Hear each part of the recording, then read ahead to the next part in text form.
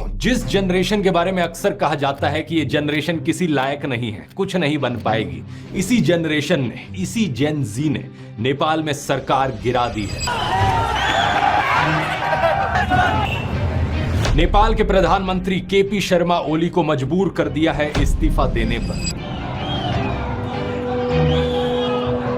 अब वो अलग बात है कि ये प्रोटेस्ट इस हद तक पहुंच गए हैं कि प्रधानमंत्री के घर पर भी आग लगा दी गई है। पार्लियामेंट भी आग की लपटों में घिर चुका है। फाइनेंस मिनिस्टर को तो सड़कों पर निकालकर जूतों से मारा गया प्रोटेस्टर्स के द्वारा। और इसी सब में एक अनफॉर्चुनेट डेथ हुई पूर्व प्रधानमंत्री की वाइफ की, जब उनके घर पर आग लगाई गई। तो ऐसे में सवाल ये उठता है कि आखिर क्या कारण है इस सब गुस्से के पीछे? क्या सिर्फ सोशल मीडिया बैन करने की वजह से हमें ये सब देखने को मिल रहा है? इसका जवाब है दोस्तों, नहीं। इसके पीछे कारण इससे कहीं ज्यादा और गहरे हैं। आइए समझते हैं आज के इस वीडियो में। ये बात है 8 सितंबर 2025 की। नेपाल की राजधानी काठमांडू में हजारों लोगों की भीड़ इकट्ठी हुई थी प्रोटेस्ट करने के लिए।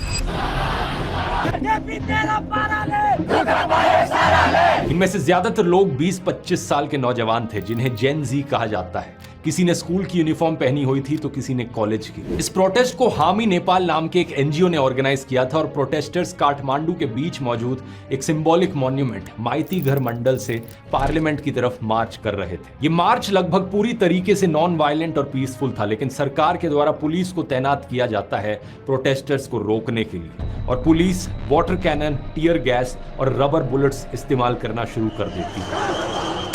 देखते ही देखते पुलिस और प्रोटेस्टर्स के बीच में क्लैश देखने को मिलता है। कुछ प्रोटेस्टर्स पार्लियामेंट कॉम्प्लेक्स के अंदर भी घुस जाते हैं, लेकिन फिर पुलिस जो यहां पर करती है उसे पूरा देश देखकर दंग रह जाता है। पुलिस ओपन फायर कर देती है प्रोटेस्टर्स पर, सीधा लाइव बुलेट्स से।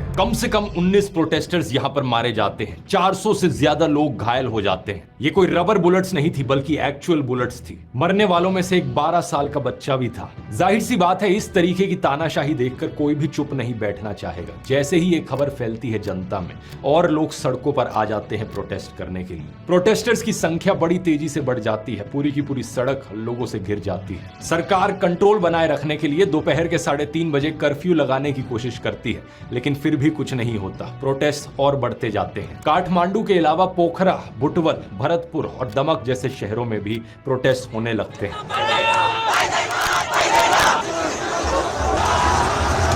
इन प्रोटेस्ट के होने के पीछे एक कारण जिसकी सबसे ज्यादा बात की गई है मीडिया में, वो है सोशल मीडिया एप्स पर बैन लगाया जाना नेपाल में। असलियत में दोस्तों ये एक कारण जरूर है, लेकिन इससे बड़े कहीं ज्यादा और कारण है, जैसे कि करप्शन, सरकार की मिस गवर्नेंस, बढ़ती बेरोजगारी और सरकार में बैठे मंत्रियों का नेपोटिज्म। इन सब की आगे बात करते हैं, लेकिन पहले सोशल मीडिया वाले पॉइंट पर आए तो नवंबर 2023 में सोशल मीडिया कंपनीज को ministry of communication and information technology के पास मैंडेटरी रजिस्ट्रेशन कराने और लोकल प्रेजेंस एस्टैब्लिश करने को कहा गया था। नेपाल की सरकार ने कहा था कि ये hate speech, fake news, fraud और बाकी क्राइम को रोकने के लिए जरूरी है, इसलिए हम ऐसा कर रहे हैं। सरकार ने इस चीज को लेकर 5 पब्लिक नोटिस भी दिए बाद में, लेकिन 5 सोशल मीडिया प्लेटफॉर्म्स को छोड़कर किसी बड़े प्लेटफॉर्म ने रजिस्ट्रेशन नहीं कराया। जिन कंपनीज ने रजिस्ट्रेशन कराया उनमें सिर्फ एक बड़ा नाम शामिल था, चाइना का टिकटॉक। इसी बीच नेपाल के सुप्रीम कोर्ट ने भी अपने ऑर्डर में सरकार को रजिस्ट्रेशन ना कराने वाले सोशल मीडिया प्लेटफॉर्म्स को